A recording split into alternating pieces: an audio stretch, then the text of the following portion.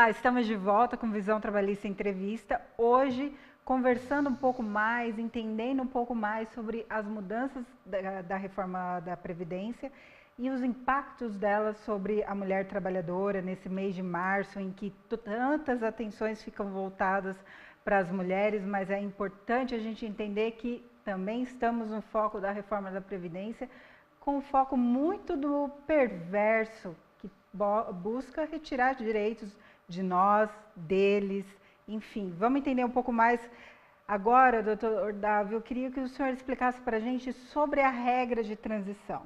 O senhor estava explicando no primeiro bloco que a tendência é de uma aposentadoria muito mais lá para frente.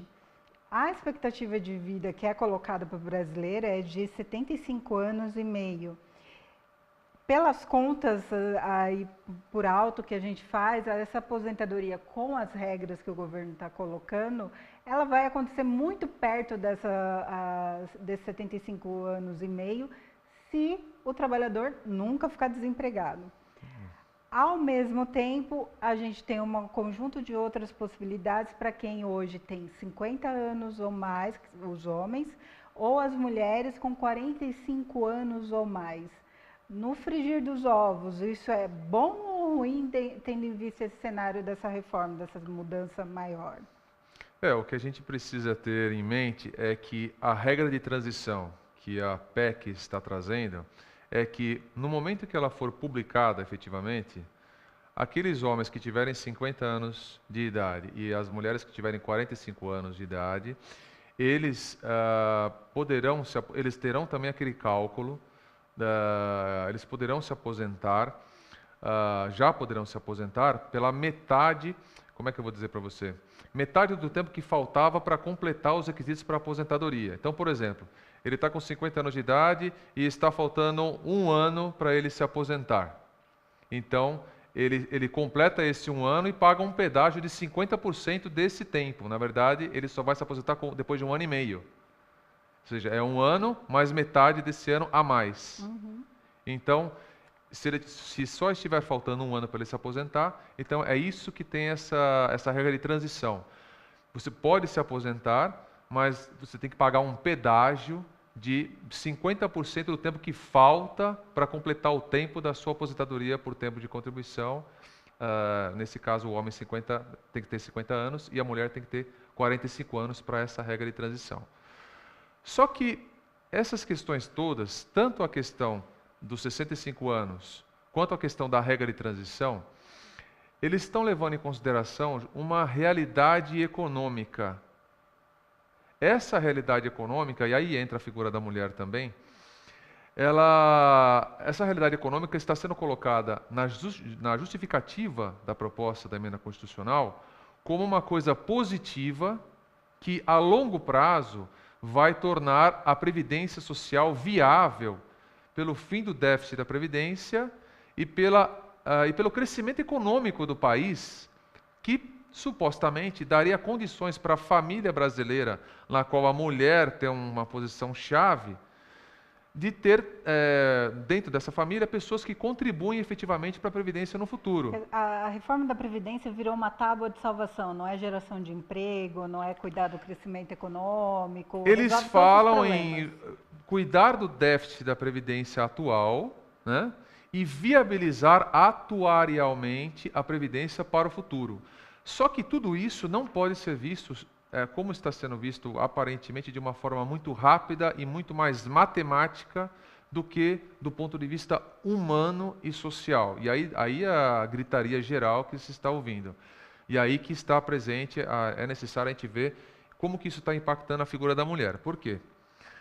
Quem disse que as condições econômicas deste ano, do próximo ano, da próxima década, estarão melhores a ponto de proporcionar um aumento ou uma estabilidade econômica que vai gerar frutos positivos dentro daquilo que a proposta da emenda constitucional está trazendo para nós? Primeiro.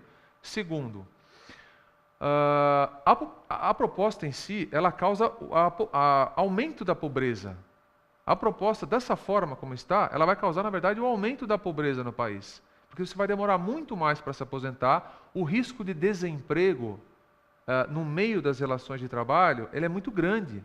Sim, E de onde vem? Rotatividade A rotatividade é muito grande. De onde vem esse risco de desemprego? Uma coisa que pouca gente está dizendo, nós começamos falando da regra de transição, é que fazendo essa aproximação para o impacto na vida das mulheres, a gente vê que a questão da mulher mesmo não está sendo vista de uma forma mais cuidadosa. A mulher é o coração da casa. Mesmo a mulher que está trabalhando mais, mesmo a mulher que está lutando por um melhor salário, mesmo a mulher que cuida da família, que vai na fábrica, que mexe com máquinas, que mexe com agentes biológicos agressivos, mesmo a professora, que agora acabaram com a aposentadoria especial da professora pela PEC, essas mulheres todas, apesar de avanços que vêm sendo conquistados ao longo dos anos, isso não faz com que a mulher deixe de ser mulher. Ela continua sendo mulher. Ela se sente feliz avançando no trabalho, crescendo no mercado de trabalho, só que ao mesmo tempo cuidando da sua família. Sim. Ela se sente realizada e tem que ser assim. O cuidado da mulher na casa é importante. Tem uma importância social. Social, e mas essa agora... importância que não está sendo desconfigurada. Exatamente. E como é que você vai chegar para a mulher e dizer o seguinte: eu quero que, ao mesmo tempo, não seja perdido o foco social, a importância da mulher no seio da família, só que ao mesmo tempo, mulher, você vai ter que trabalhar mais. Você vai ter que trabalhar mais para que você consiga lidar com essa questão de você ter que se aposentar mais tarde, aos 65 anos somente. Porque justamente a ideia da dupla jornada é um dos fatores que está sendo desconsiderado na hora que você unifica. Na hora que você unifica. Eles trazem a questão da dupla jornada na justificação da PEC.